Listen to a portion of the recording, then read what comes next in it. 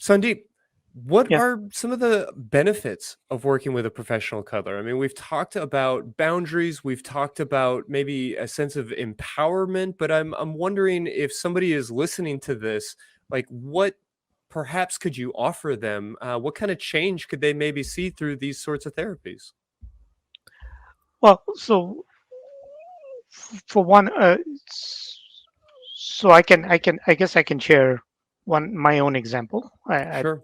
There was a point in time when I decided I wanted cuddle therapy, um, and it, I had just gotten out of a marriage that hadn't worked. It was for a long time, 19 years, and I I felt, you know, pretty much defeated in my life, and I, wanted to, you know, I felt that there was really, I just was feeling that there was not the touch that I needed in my life. Hmm. I could go out and try to meet other people, but if I had any relationships, I would kind of approach that, uh, and my neediness in that whole situation would be very, very apparent. And I knew that I didn't want to be in that situation where I would kind of put that. And I decided I'm going to go get sessions from a professional simply because I feel I have those touch needs. I would like to feel held. I don't want to be in that situation where I'm out there, I'm trying to, you know, approach people in this kind of state where, clearly I appear needy and I appear like some kind of from a place where I could essentially cling to people. I didn't want that, right? And so for me, that was a reason why I decided I wanted to go get sessions. Now, there are other reasons why somebody will want to come. Sometimes, as we've talked about, people have received unwanted touch or other kinds of trauma. There might be trauma, there might be injury, and people do not know if touch is something that they enjoy at all. Why is it that they don't enjoy it? And why is it that um, the fact that they don't enjoy it, um, they know that the fact that they don't enjoy it causes problems in their lives, in their own lives and in their relationships as well, right? Uh, so they want to learn the language around how to communicate what their needs are with people in their life, with their partners or family or friends. So they might come to a cuddle therapist to do that. Some people might want to just explore, what is it that is actually pleasurable for me, and then I can go ask for it. So to explore something like that, somebody might want to come to a cuddle therapist because they have a session, they know it does not have the sexual charge associated with just going and meeting some random person. Uh, so they want to be able to explore in that environment safely, and they will come to a club therapist for that. Uh, they and some people just need some people just need to be in a place where they can go get their touch needs met and not have to say, okay, well, now somebody else held me this time, so I owe them now. Mm. They Mm, don't have that's a good they don't point. have they don't have they don't have the ability. They're at a point where in their life they don't have the ability to hold space for anybody else. They just kind of want to go. They just want to get held. They just want to get their needs met. And when the session is done, the session is done, and that's it. So a lot of people will come for that reason as well. So Yeah, it there are a number definitely Fair to of say. makes reasons. sense to me that folks that are feeling touch starved would be interested in a cuddle party or working with a professional. But I guess I'm curious how a professional session might benefit somebody differently than like a more conventional experience. I mean, somebody who is partnered or has access to touch. what would they possibly learn or benefit from working with a professional? Okay, so if we are, so you specifically talked about somebody who is partnered, and we can talk about that. So we can maybe talk about that first. So you might be partnered with somebody, and you may still not be happy with the touch you're receiving, Sure. right? It may be that your partner just kind of touches you, and it's always, uh, it becomes sexual, and you don't want that, right? It may also be the case that you are not getting enough touch. So there are a lot of reasons. You might want to learn the language that you might want to say, look, uh, can I ask you for this? This kind of touch, and you want to know what that kind of touch is that makes you feel safe, makes you feel comfortable, and know, oh no, geez, I know where this is going to go now. It's touching me this way, Mm. so I know, Mhm. you know, uh, and you don't feel safe in that situation. Hmm. And Right. so how, so you can go to a cuddle therapist or a cuddle session and work through that, exactly that sort of an issue. And learn the boundaries, learn the kind of touch you want, uh, and essentially form the language that you need to have to communicate with someone about what your needs are around touch. Um, and it may also be the case that for people, not everybody has the same needs around touch. It's not everybody's love language at all, right? For some people it is touch, for some people it's other things. So you could be partnered and you could be in a relationship, but you may still not be getting the touch that you really need, right? And that's affecting your daily life, and it's affecting your relationship with your partner. So you may actually want to see, okay, can I now go to a cuddle therapist and really get held in a certain way just for that hour? So it's my time off.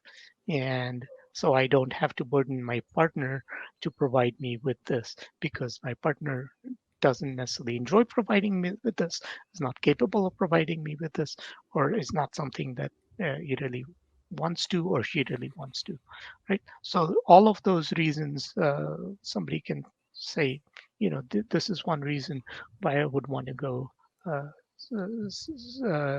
explore touch with a cuddle therapist.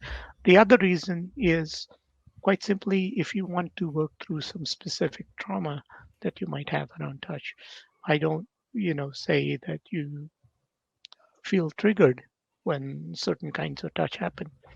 The, the cuddle therapist is trained enough to do that touch in a very slow, very calibrated manner, so that you can then be led into a somatic exploration of what it is that you're feeling about it. We're not doing therapy. That's not what we are, but we can certainly allow the feelings to come out, and allow the feelings to be explored. So that needs to be, and so that's one reason why somebody might want to go to a therapist to do this. Mm. Hmm. Well, I've read that most professional cuddlers are women and that clients are majority middle-aged men. Has that been your experience? And, what, if anything, can we make from that?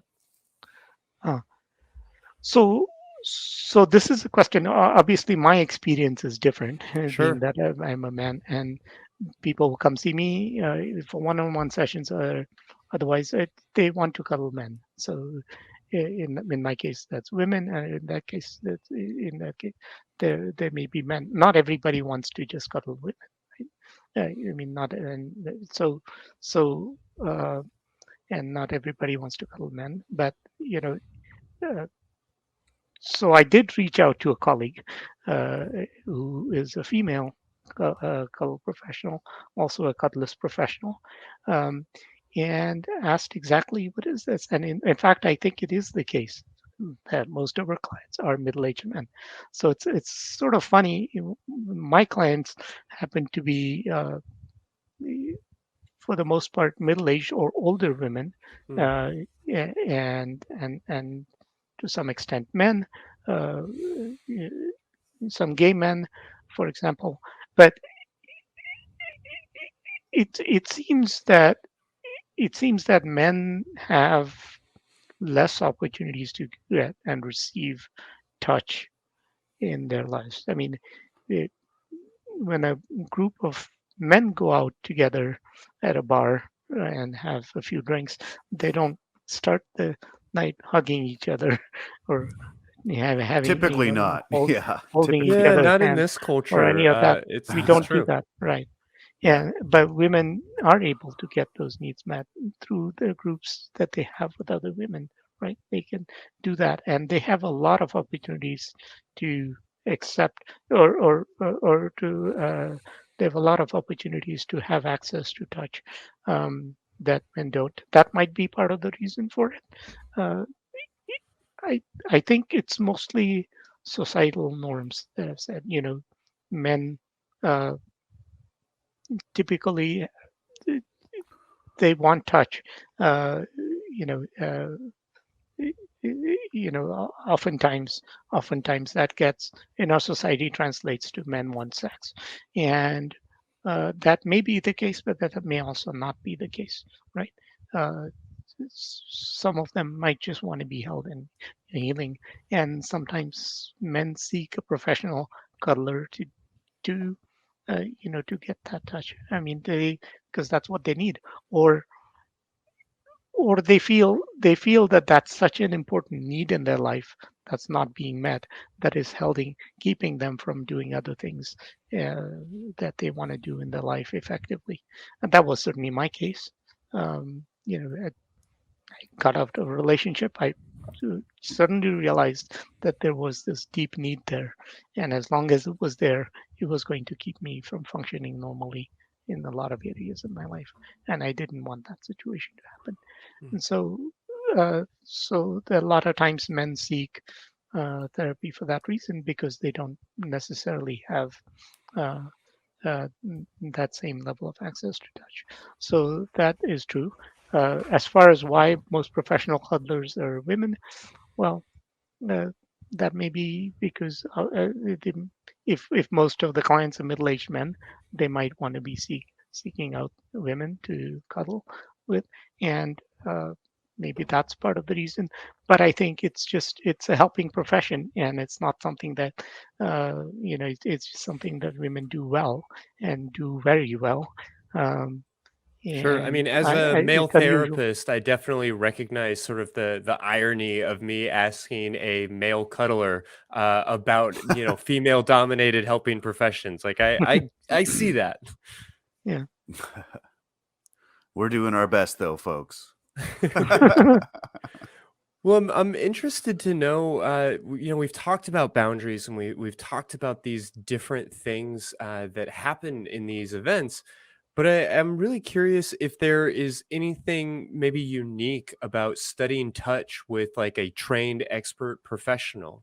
I don't know if you have any particular cuddle tips for our audience tonight, or if there is something perhaps unique about actually like studying this language of touch around pressure or around different body areas or anything at all that maybe the audience at home isn't really aware of in their daily lives. Right.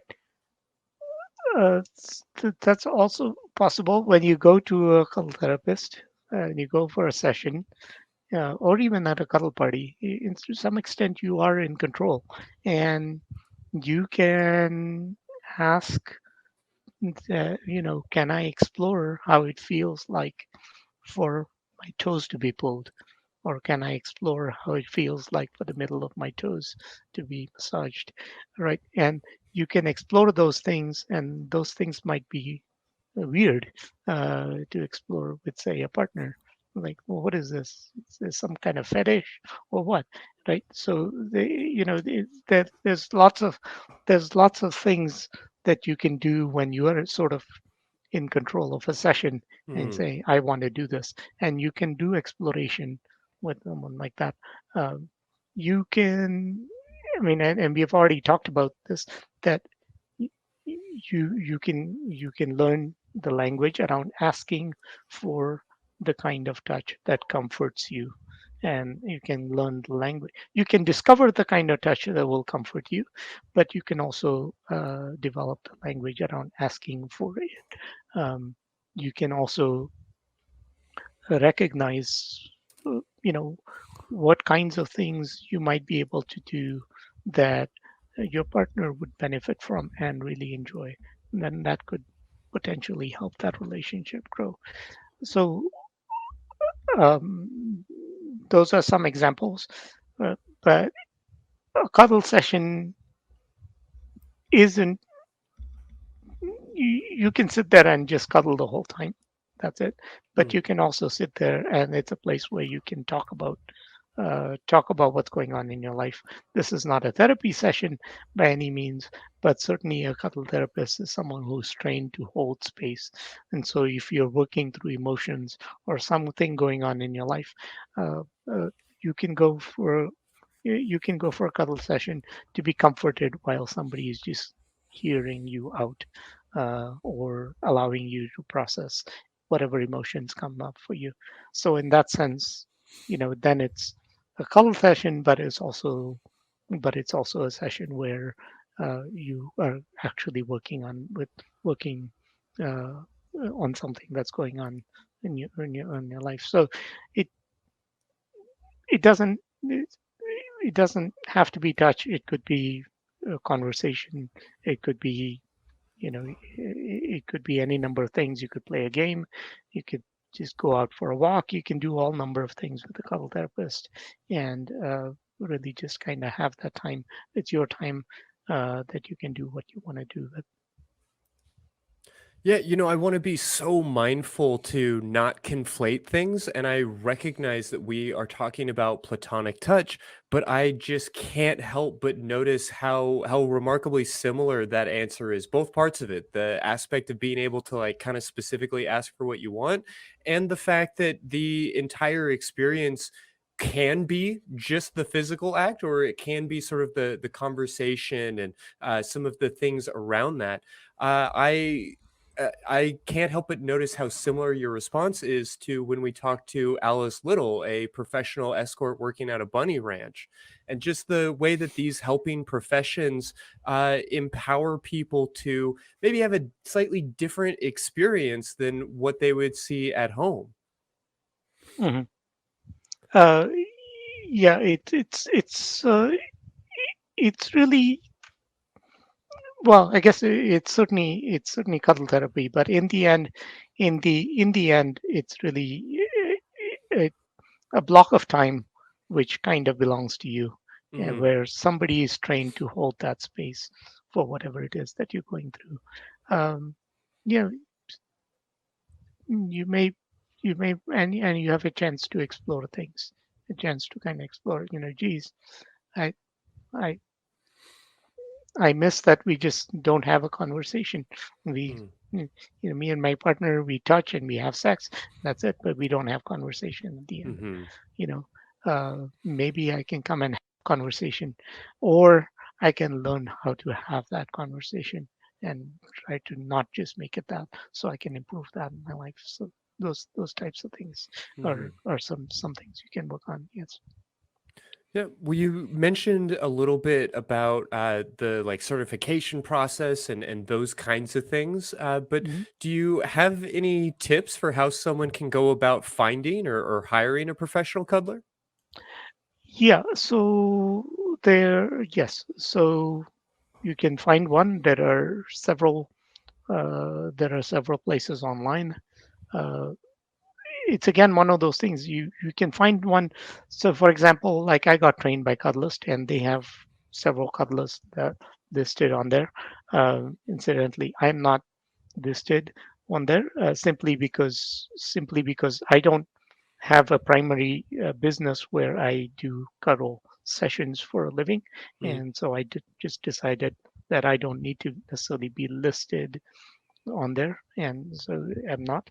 But there are there are other websites where people are listed, uh, that say, okay, I provide cuddle services, I provide this. But regardless of where you find them, you do need to ask questions about what their training looks like, where they got their training, what sort of experience do they have, did they have to actually do a few review sessions or something to be actually certified. Those are kind of important questions.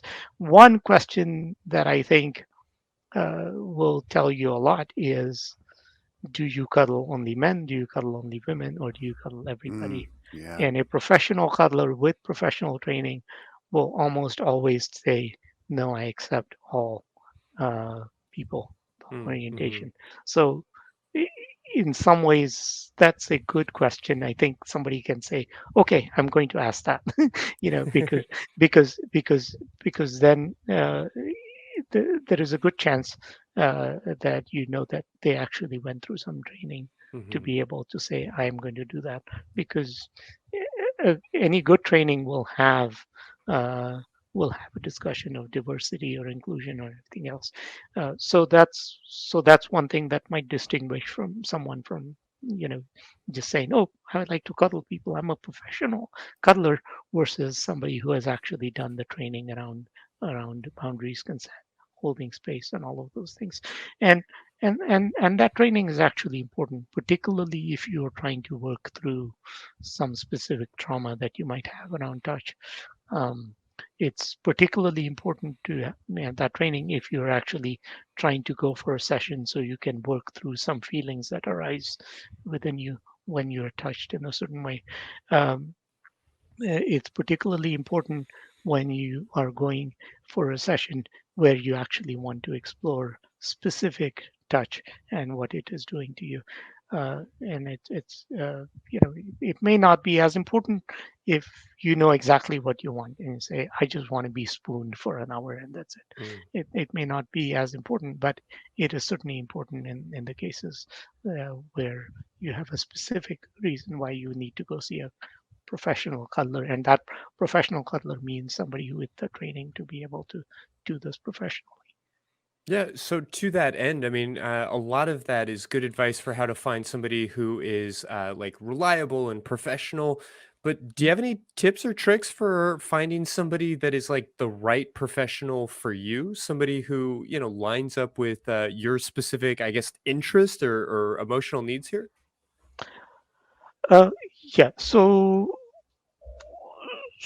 I think a lot of that, a lot of that is obviously the kind of vibe that you get from talking to someone and looking at someone.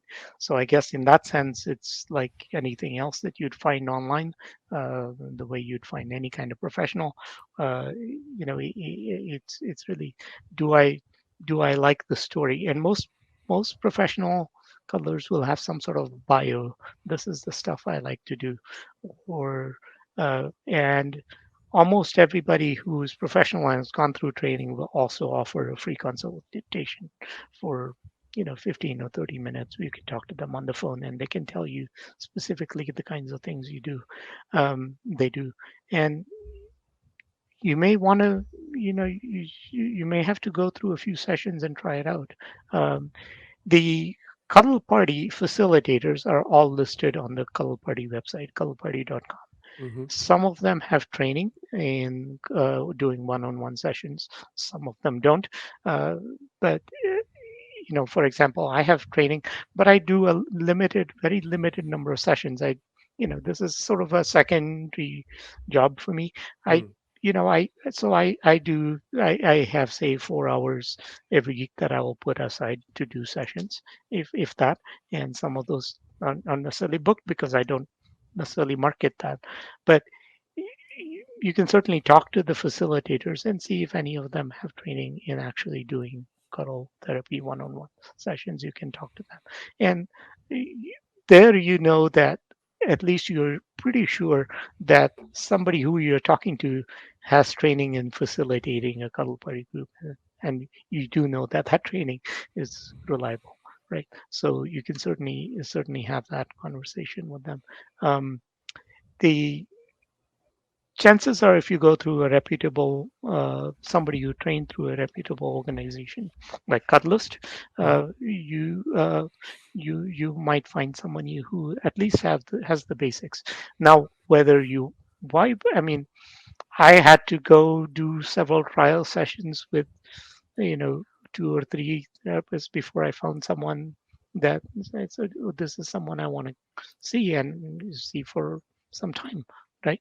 To work through whatever, touch needs that I have, right? But, and as I do sessions, I myself still go for a professional session simply because, um, after holding space for people for a while, I just need to be held, and I need somebody else to be able to hold that space for me. Mm. And that's just kind of part of self-care that I do. So, but when I find someone, it's always a process. I mean, in my case, I had to try out a few people first to do that. So that's a good um, so that's a good kind of way to go. Uh, so um, there's so many places where people advertise themselves as cuddlers. Mhm. So, and there are websites where you can go and find them, but just because you found them on a certain website does not mean that they're good. Sure. You do have to ask questions. You do have to take advantage of any consult that they have. Ask them what their training is. All of Yeah, those we did things a are whole important. episode on how to find the right therapist for you. And Mhm. yeah, I definitely hear that. There are plenty of therapists that are, on these websites right next to other therapists that maybe shouldn't be there. But, that's a conversation we had on another day.